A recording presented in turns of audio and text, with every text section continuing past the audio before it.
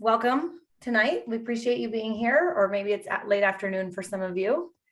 Um, uh, my name is Nina Weil. I work in the Office of Family Giving and Engagement, and one of our primary goals is to increase engagement with Bowdoin families. As many of you haven't had a chance to spend time on campus at all or limited over the last 2 years. Earlier this year, we hosted a similar event about CXD, our Career Exploration and Development. Hopefully you had a chance to see that. The recording does exist online. But tonight we are focusing on the academic experience of the students here at Bowdoin. So a couple housekeeping elements. We are in the webinar format, so your cameras and microphones are going to remain off, and we're utilizing the question and answer function. You can upvote questions. If you see a question you like, you can let us know, and we'll try to make sure that gets to the top of the queue. And one thing I just want to remind everyone is tonight's not an opportunity to talk about your student. It's more to talk about the general student academic experience. So if you have a specific question about your student, let's look for a different opportunity to address that. Tonight, I have the honor of introducing Jennifer Scanlon. She's our Senior Vice President and Dean for Academic Affairs, and John S. Osterweiss Professor of Gender, Sexuality, and Women's Studies. Dean Scanlon will introduce her fellow colleagues joining us tonight. They've each prepared a few topics to cover, and we have your pre-submitted questions from many of you. Thank you very much for that, and feel free to add questions as we go along in the Q&A. Jen, I'll hand it over to you. Great, thanks so much, Nina. And really, it's very nice to engage with all of you tonight, even though it feels a little bit one way. We're hoping to make it as much as we can a two-way conversation. So glad you're here with us. As Nina said, my name is Jen Scanlon, and I have the privilege of serving as Senior Vice President and Dean for Academic Affairs here at Bowdoin. This is my 20th year at Bowdoin. Most of those spent as a faculty member in gender, sexuality, and women's studies. So I'm a historian and a biographer, and I love being in this position in academic affairs because I get to support so many wonderful people who make all of this happen, in particular, who make the academic program happen. So I wanted to speak briefly about our students and our faculty through the lens of the academic program. And then I'll ask my colleagues to say a few words, each of them. So some months back, I was walking across campus and I ran into a family. It was two parents and their children, both of whom were prospective Bowdoin students. So they were on their way to a campus tour. And one of the nice things about being at Bowdoin is you can just kind of stop and chat with people on the sidewalk or on the quad or whatever. I asked where they were from, and they told me they were from New York City. And since I'm a New Yorker also, it just led to some nice conversation about what it's like to move to Maine, what our community is like. I got to talk to them about the restaurant scene in Portland and the beautiful night sky, and just, to chat with them a little bit. I managed to squeeze in a couple of things with them, and I thought I would just kind of share those same things with you tonight, because there are things I can say in a few minutes, but that I think are really powerful about who we are and what we do. So first, I just want to say a couple of words about our faculty. So, those who are outside of the academy probably don't spend that much time thinking about sort of what faculty do, except for this really critical role of teaching. And granted, it's a really critical role, and it is what we take such pride in.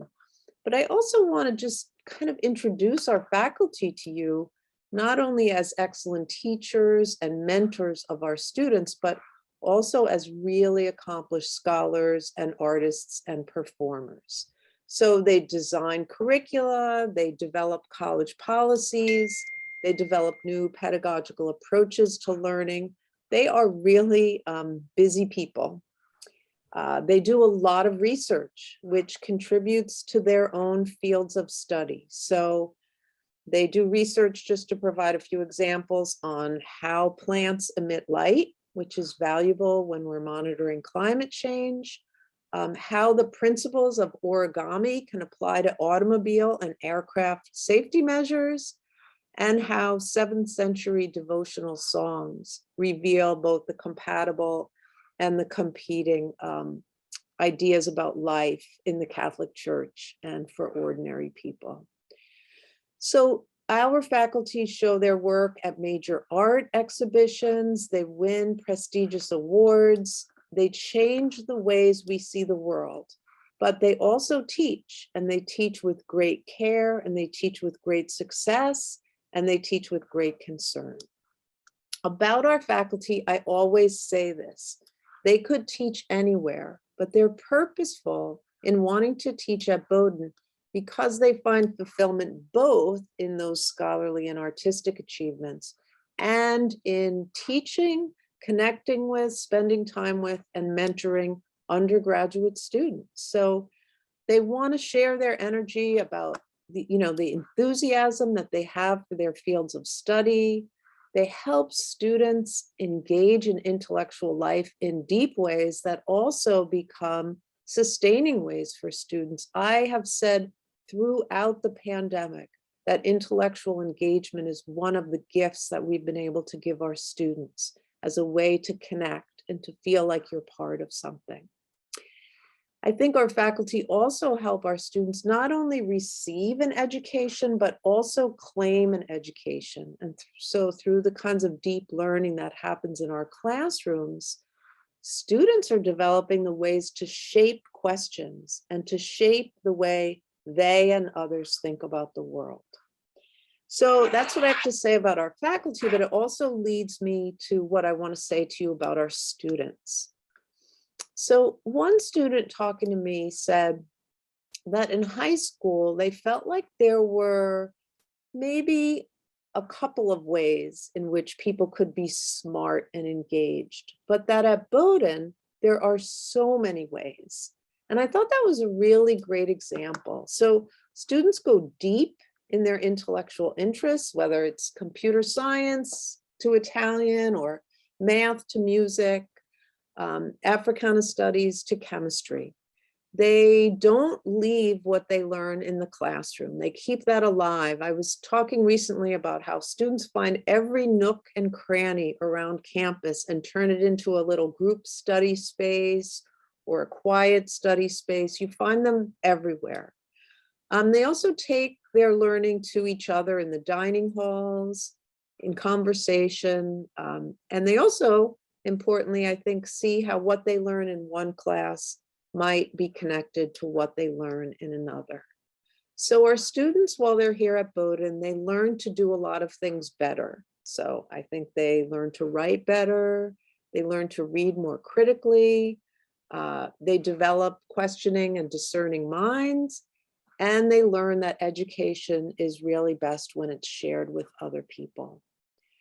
So I won't say our educational program is not demanding, it is. We really believe that what students learn will help them go out into the world and do good in the world for themselves and others.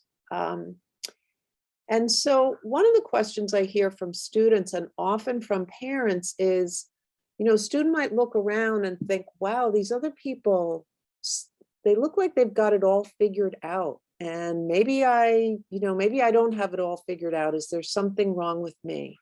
Well, this is another special thing about Bowdoin is that, what I tell students is it's not the students who come here having figured everything out who do best at Bowdoin. It's the students who figure out what they need and ask for the kinds of support that they need, and we will provide it for them. So I just want to say a couple of words about the curriculum and then turn it over to my colleagues. So we're very purposeful, I want to say, about our distribution requirements, or what some of you might think of as general education. These are classes across the curriculum that all students must take. It's not that all students must take one course. There are an array of courses that fit into our distribution requirements, but we make sure that our students are not just honing in on one field of study where they feel the most comfort. We really want students to be able to stretch. So we don't say at Bowdoin, study whatever you like. We have no distribution or general education requirements. Instead, we say we're really proud of the distribution requirements we have. We're really proud that our students have to take a course in visual and performing arts, as well as a course that provides inquiry in the natural sciences, for example. We believe that that is what a liberal arts education is really all about. And we feel really certain that our students benefit from reaching across the curriculum and experiencing the arts and humanities, the social sciences, the natural sciences, and of course, our interdisciplinary programs as well. So we believe in our requirements and we believe that students grow through them. And, you know, I always grow a little bit jealous when I'm reading, as I have been the last couple of weeks, the courses that are on offer for students to register for the next semester. We have a rich array of courses in our curriculum. And again, we're really proud of them. So we'll be open to lots of questions, but I did want to just highlight our students, our faculty, and our curriculum. And Elizabeth, I'm going to turn it over to you and ask you to introduce yourself. Great, thanks, Jen. Good evening, everyone. Really happy to be here with you this evening. I'm Elizabeth Pritchard, and I'm an Associate Dean for Academic Affairs, and I'm also a member of the Department of Religion, specializing in modern Christianity and secularization. Now, you've heard about the major areas of our academic program. I'd like to take a few minutes to talk about what might be described as the interstices of Bowdoin's academic program. By interstices, I mean those offices and spaces that wrap around our departments and programs. You might overlook them, but I insist that there are people and resources in those spaces that not only will help your students succeed in their courses, but they'll afford them a range of opportunities to stretch themselves academically and culturally, and to position themselves for continued achievement after graduation. Moreover, it gives me an opportunity to tell you that one of Bowdoin's finest features is the quality and dedication of its academic staff. I'll start with the library. Every area of study has its assigned librarian. Librarians help students with researching and locating sources, accessing and utilizing data sets, and curating exhibits with archival sources. They assist faculty with providing open access materials and bibliographies for courses meeting our new difference, power, and inequity curricular requirement. Bowdoin has library collections dedicated to art, science, and media, and plenty of spaces devoted to student collaboration. Turning to our Baldwin Center for Learning and Teaching, students who need tutoring in math, speaking or writing in English as their second language, or assistance with writing an essay or a research paper, can turn to the staff and train peers at the Baldwin Center. Students can drop in to have a draft of a paper read and commented on by a trained writing assistant. The Baldwin Center also trains students to serve as learning assistants in courses. These student employees lead discussions, provide feedback to faculty, and assist with classroom technology. This program has become quite popular in a relatively short period of time. We've received requests from faculty for over 200 learning assistants for our fall courses. The Office for Co-Curricular Opportunities houses 3 separate offices: off-campus study, health professions advising, and student fellowships and research. Over 50% of each class at Bowdoin participates in an off-campus study abroad program, whether domestic or international. The staff, in consultation with faculty, have vetted these programs and are able to provide personalized guidance in helping students select programs which complement their major requirements or allow a student to pursue a topic that's perhaps not covered here at Bowdoin. The staff provides detailed preparations for living abroad and remain in contact as needed throughout the student's stay. Health professions advising is available to any student interested in applying to medical, dental, or vet schools, or to becoming a PA, an RN, or a nurse practitioner. The key staff person in that office, Seth Ramus, holds leadership positions in national organizations, and he's in frequent contact with folks at all of those schools. In addition to meeting one-on-one with students, and in fact, Seth had over 800 individual meetings with students last year, and providing necessary letters for their application process. Seth facilitates student group discussions and events. Finally, the staff in our Office for Student Fellowships and Research provide robust individualized support so that students can secure internal funding for academic year and summer research. We have about 110 to 140 students working in the summer on research projects, most of those on campus, and helping them with prestigious external fellowships for their post-Bowdoin careers. Last year, Bowdoin students received more Fulbright awards than any other baccalaureate institution. That was 15. So I encourage you to tell your children to take advantage of all these resources to make the most of their Bowdoin education. As a parent of 3 college kids myself, I can't stress enough how much high quality academic staff support matters to your children's college experience. And I'm happy to take any questions after I give a chance to Darnie to speak.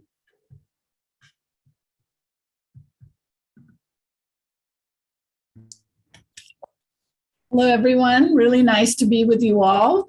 I'm Dharni Vasudevan. I'm a professor of chemistry and environmental studies. And for now, I'm the associate dean. I'm here on a 3-year rotation. I'm an associate dean focusing on faculty development and inclusion. I'll talk a little bit about my research and student research in a bit, but I also wanted to talk about how our office, through my role at the office, supports faculty who are key to student engagement. And so from the teaching side, for our faculty development, our office collaborates with the Baldwin Center for Teaching and Learning and really focuses on creating pedagogy workshops for faculty to stay up to date. And also we do this alongside the Colby Bates and Bowdoin Consortium, so we can do our faculty development efforts together and bring our collective expertise on this together.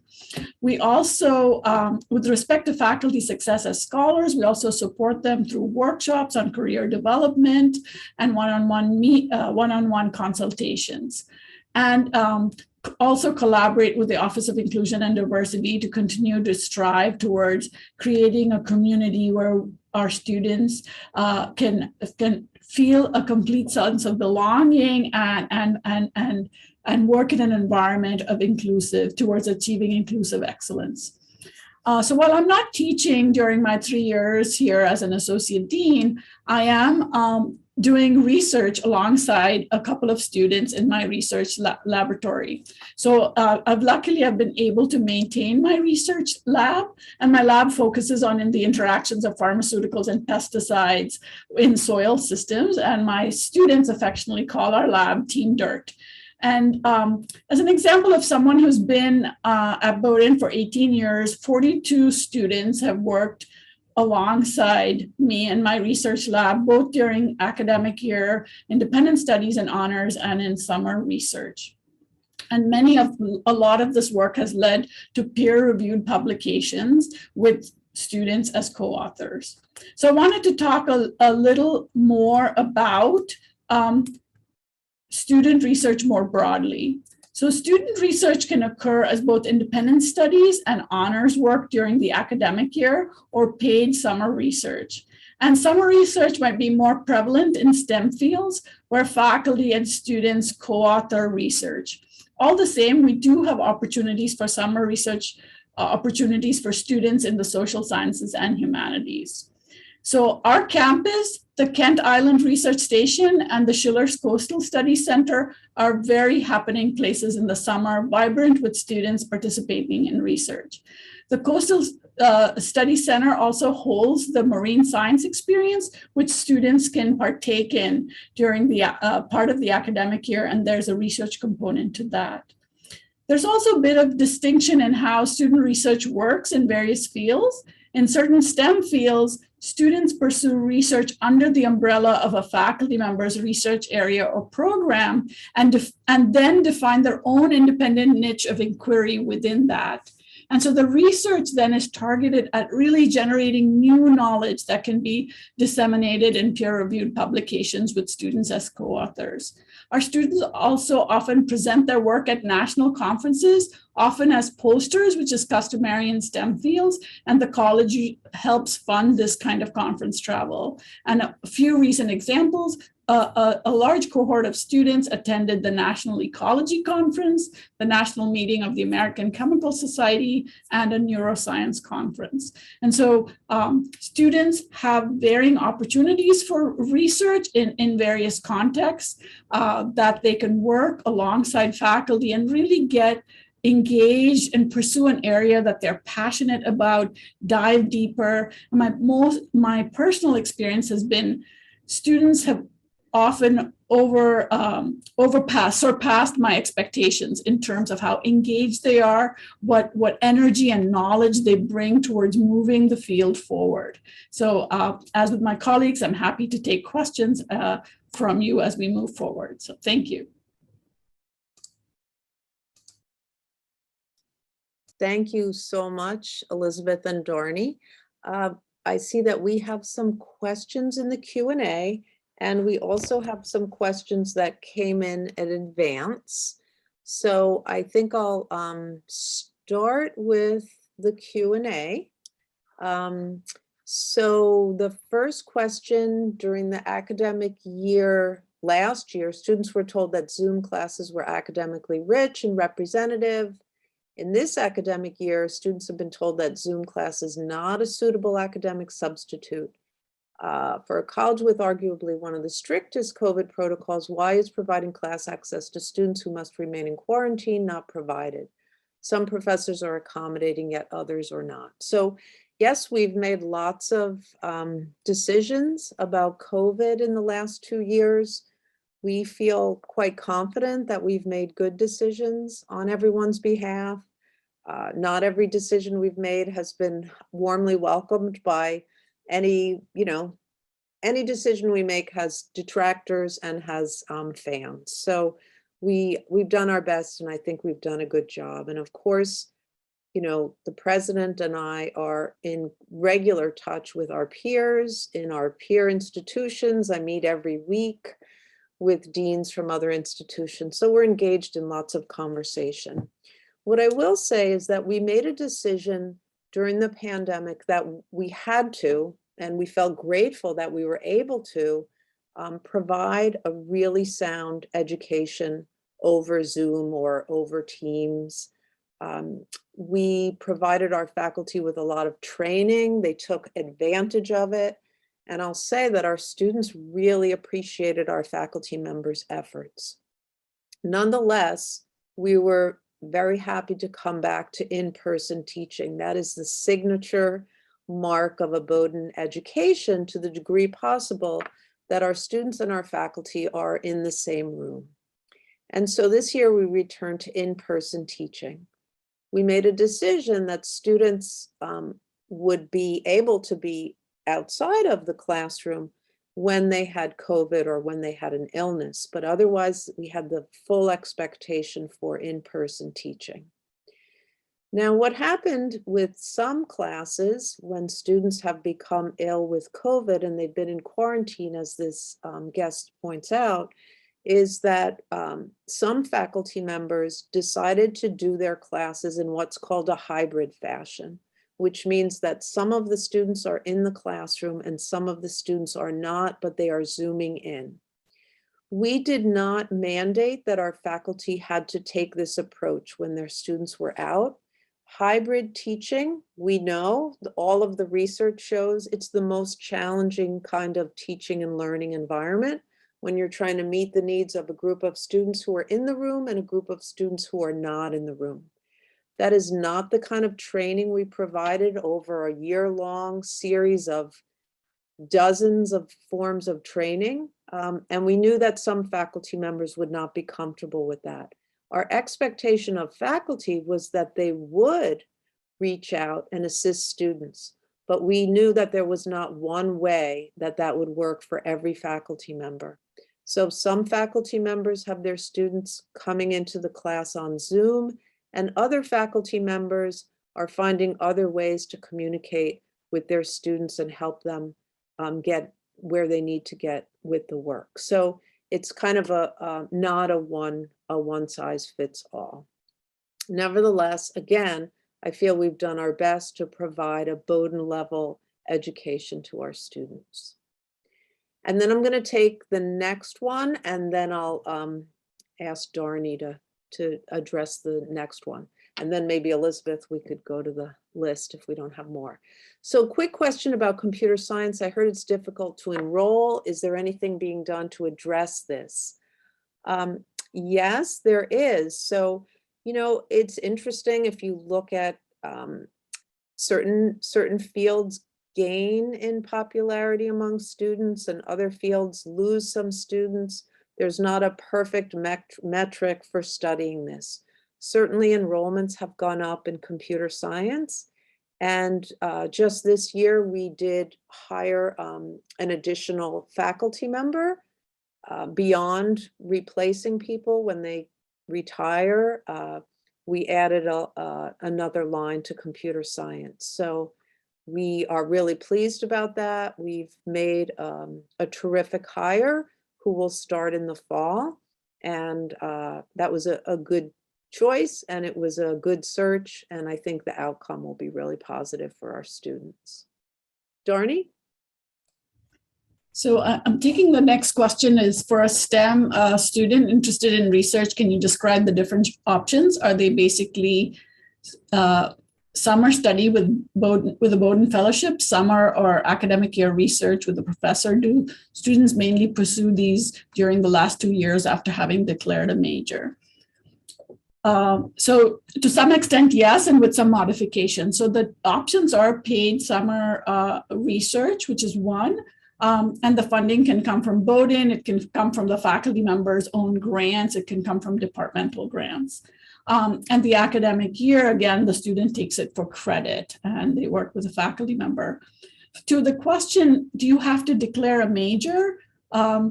So it depends on the research group. It depends on the size that a research group can accommodate. So I myself have sometimes been able to take on first years and sophomores, which is wonderful, but I often will prioritize juniors and seniors if my lab is getting full, just so that they have a research experience in the first place. That said, you know, there's lots of faculty members who do try to take on first year and sophomore students. So I will be honest in that it's easier for second years and third years. Third and fourth year students to be involved in, or rising juniors and seniors to have research experiences in the summer, and a little bit harder to find a spot for first years and second years.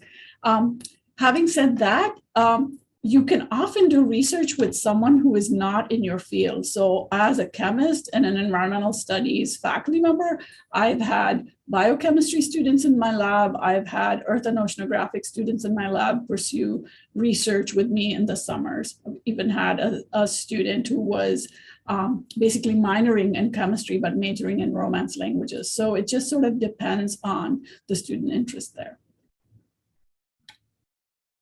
I thought I might turn to the questions we got beforehand, if that's okay. So one of the questions was whether we have a language requirement. We do not have a language requirement. Another question was asking about advising and about selecting a major. So all of our students are given a pre-major faculty advisor who meets with them from the very start to select first year writing seminar and the 3 other courses that they're going to take for their fall. They spend a good deal of time with them, both as a cohort with their other pre-major advisees, discussing in broad terms what a liberal arts education is all about. And one of the things we really stress at that point, right, is the need to really explore that wide curriculum, right, and not kind of already settle in or narrow into their interests. And that gets at another question someone asked about, like, can a student who's not an art major take an art class? Yeah, and we hope so, and we encourage it at any point. Even if you've already declared that you're a neuroscience major, we're going to encourage that student to find some space in their lineup of courses to do something that they've just always thought about doing. Maybe it's taking piano lessons, and they can add that onto their course selection. But back to advising more broadly, as I said, we have a faculty advisor for all pre-major advisees. And then when students select their major in the second semester of their sophomore year, they're then given an advisor within that particular major. This year we had a working group looking at advising at Bowdoin, because we're always looking for ways to make sure that we're providing enough support for our students. And they'll be giving their, they've actually just recently made some recommendations to the faculty that we're going to take up in discussion. It's a joint effort of academic affairs and student affairs and the registrar, again, to make sure that we're providing the most support that we can for our students. Thank you. Or Jennifer, do you want to take over with the questions, or would you like me to bring some out? Sure. Yeah, no, I'm fine, Nina. Okay. The next question that has come in is, in addition to computer science, rising juniors and seniors are being shut out of physics classes and chemistry classes. They're needed for pre-med, but they're shut out. Will classes be added to accommodate these students? So there's always a process in terms of figuring out what our students need. That goes back to what Elizabeth was just talking about, about advising. So academic advisors and major advisors at the point where they're juniors and seniors will help students figure out what their trajectory is to graduation. I will say that because of the pandemic, we've had irregularities in how many students we have on campus. There are students who during the pandemic took a semester off, and then their time to graduation is a bit thrown off in terms of when certain courses are regularly offered or how many students are getting into a class. We have added some sections of classes as we've needed to, and our faculty advisors are working closely with students to make sure that they get the courses they need so that they can graduate on time. So I don't know about physics classes being over-enrolled. I have not seen that at all. And so I think the main thing is for students to check in with their advisors. And I'm not sure about chemistry classes, but we work carefully to make sure that students get what they need. Darnie, would you take the next one about first-year students? Yeah, and just to chime in about chemistry classes, particularly for the gap in the summer, and with first years coming, there definitely will be accommodations made. And sometimes students have to just sort of sit tight till things shift around while we're thinking about how do you accommodate labs and students and enrollments and things like that. I think our chemistry department makes every effort to see how best to make sure they can have an opportunity for all students who would like them. So moving to the question about, first years finding it hard to find summer opportunities because of prioritization of upperclassmen, particularly for international students, what are the best ways to secure summer research or internships? And so what I would like to say is that, usually departments have what we call open houses or little seminar sessions in the fall where each faculty member gives a little a short description of what their research is. The best way is for students to just make an appointment and go talk to a faculty member. Let them know that they're interested in their research, let them know and find out a little bit. Often there are posters of that faculty member and their students' research on our hallways to look at them a little bit, see if they're excited about. And I think there's a little bit of outreach that the student will have to do to signal to faculty members that they are interested and and start engaging with faculty members. Sometimes it's much easier if you already have that faculty member in class and you have a connection to them, while you may not be able to do, maybe there are students' research interests and the faculty's research don't mesh, but that faculty might help them, might suggest other people whose research is more aligned with the students' interests. So I would really encourage your student to reach out to faculty members whose research they're excited about and to begin a conversation. And faculty love to talk about their research. And so, that connection will yield opportunities. There was a question about COVID. I'm not sure that's in the scope of your space. So I did move that one on, a question about the increase of COVID on campus. I don't know what you guys might have to answer in that regard. So I passed that one off. I'd be happy to take the study abroad one. Great, thank you. Right. So yes, we have plenty of opportunities in countries for native English speakers, students who are taking language classes to do a program in, whether that's France, Spain, Italy, Japan, just a really broad range of programs that we have for students. And most of the time, the faculty in those courses will, let students know about these opportunities. We have a fair every fall where we introduce students to the range of programs that we have. And we've also, I'm excited to talk about this, been able to fund some aided students to do some language study in the summer. So this is our second year running with that program. We've been really pleased to be able to offer that to students who may perhaps come from high schools where they weren't able to get a head start on their language study. And this gives them that opportunity to kind of get a leg up in their language study. But Christine Winterstein is our director of that office and meets with students at any point in their career to begin to explore what kind of possibilities they might have for study abroad. Thanks, Elizabeth.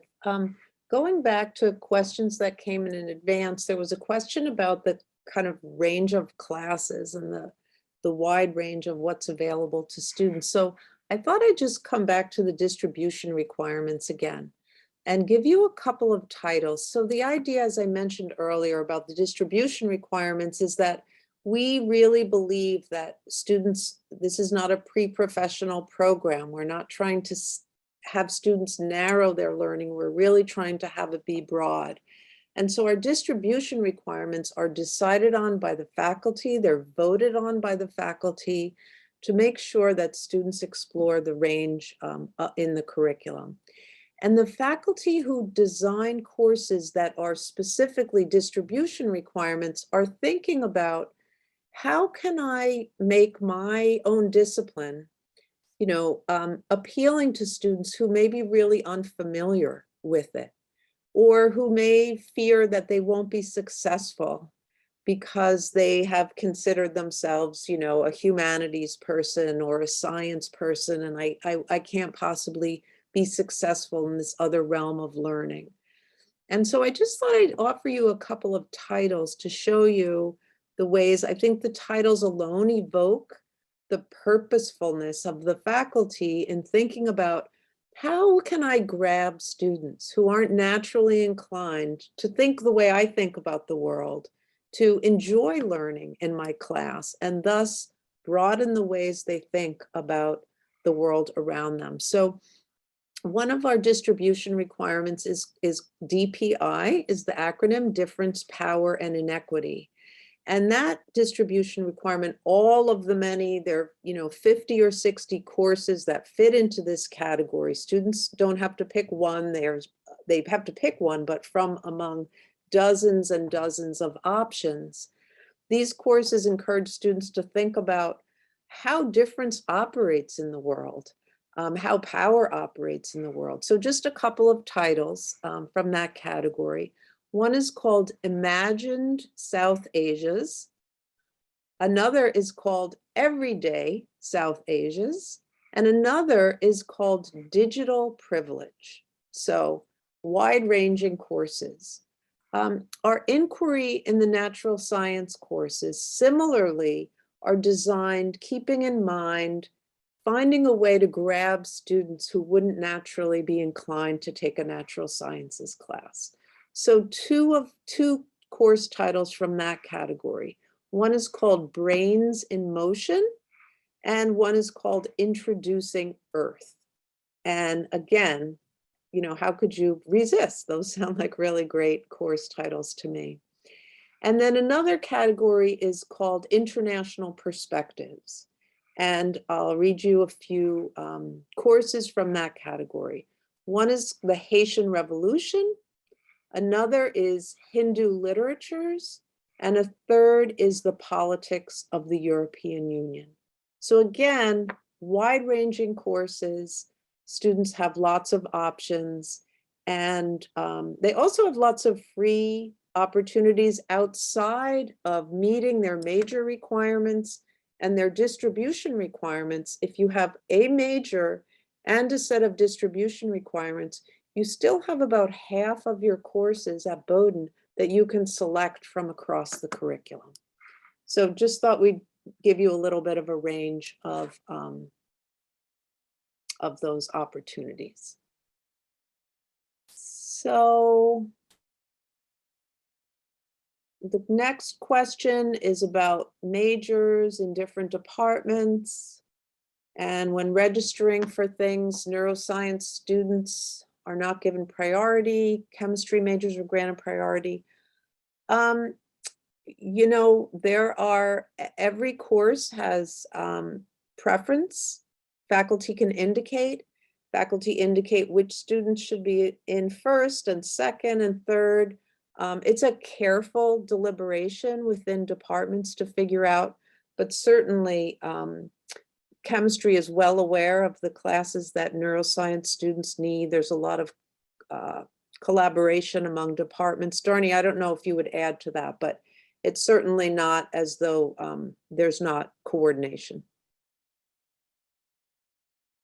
I can try to add, very much echo what Jen said. The idea is that, you know, chemistry majors might need it earlier than anyone else, and so that might be the reason for a preference, because it's staggered and they require it as a prerequisite. But on the other hand, we have 3 or 4 faculty teaching organic chemistry. We teach more than 100. We can accommodate more than 100 students in organic chemistry, and essentially we are offering, and this is coupled with labs. So we are offering labs 5 days a week and some morning labs to accommodate over 100 students every semester in organic chemistry. And so I think, you know, pretty much any student who wants to take organic chemistry is accommodated, if not in their first round, in their second round for sure.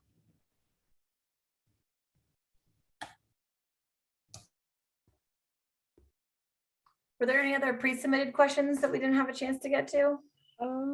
Let's see. Because otherwise I think we might get to refund some time unless there are other things you and your colleagues wanted to touch on. Yeah, there was a question on advising on class selection and declaring a major, which is related to some of the questions that have come in. It is really important for students to remain in communication with their academic advisors, to talk over their plans, to do advanced planning. We have our faculty are really committed to our students, and so we have a good advising program. But as Elizabeth said, we had a year-long working group this year, taking a look at our advising practices to see how we can make improvements on them. So it's an ongoing process, but we do our best to help our students get what they need while they're here. And I don't see anything else that we haven't adequately addressed. Well, we'll linger for a moment for someone who might be typing. Okay. But I want to take a moment just to thank the 3 of you so much for addressing families and parents tonight, and parents and families of our Bowdoin students for coming. Oh, I knew we'd get another one. That's why I was killing some time for you. Okay. So for students aiming at multidisciplinary departments, is there an advantage at combining it with a minor focus, or is it enough due to its comprehensiveness? Jen, I can jump in from an ES perspective.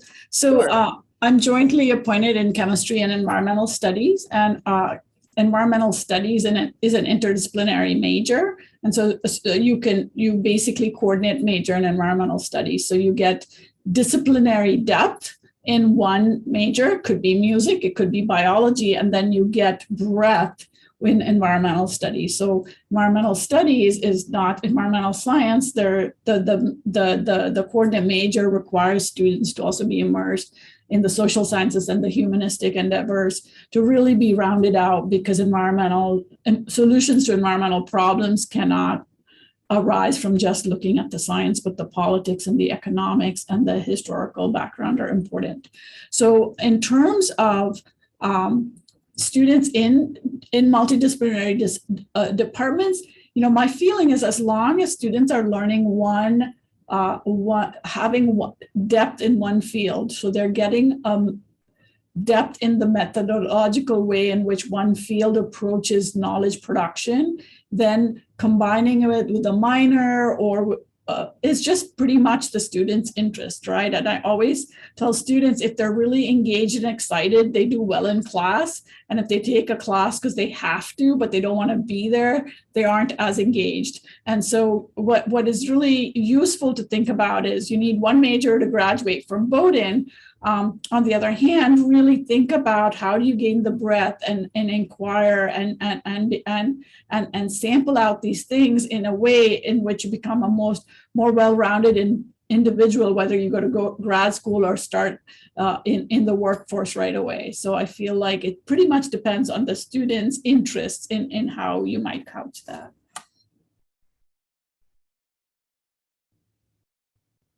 We did get another question about fellowships. I know that we have a team outside of the three of you who works on fellowships, but I'm guessing some of you have some knowledge here. So how do we help students decide on which fellowships to apply to? I'd be happy to take that question, the liaison to the Student Fellowships Office. The staff and Student Fellowships really welcomes students to come in at a very early stage and just talk, about what their interests are. Where were they hoping to travel for the fellowship? What, kind of intrigues them about what they might do after Bowdoin. So they really start with really wide-ranging conversations. And they actually have been going into other places on campus just to encourage students who might be sitting in that space studying to kind of come on over and have a conversation. They don't expect students to cross the door who kind of already have it all mapped up or mapped out or know everything there is to know about these different fellowships. And so encourage your children to head into that office and just start, with a wide open question about, I'd love to do a fellowship, but I'm not quite sure where to start or what I should do. What can you tell me? They also have been putting some resources online so that they can give students a little bit of background. Say the student is, it's evening time and they thought, okay, I'm going to start looking into this. And so they do have some online resources for them to kind of get some background information and to start maybe thinking about where they might wish to end up. And of course, they can always talk to their faculty advisor about this. The faculty they're taking classes with as well are often great resources to help students think about what they might do.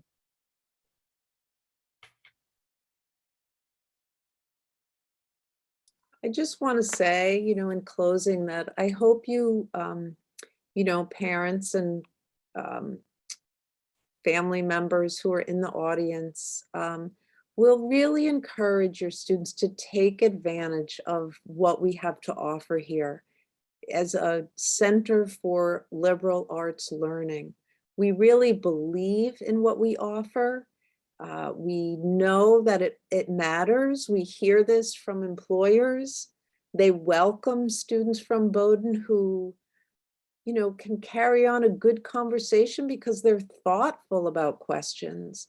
They appreciate that students come to them who don't feel like they have the answers because they've studied something so in depth, but that they realize by studying something so in depth that there are so many other questions to ask. So we really believe in our model of education. We know that it works.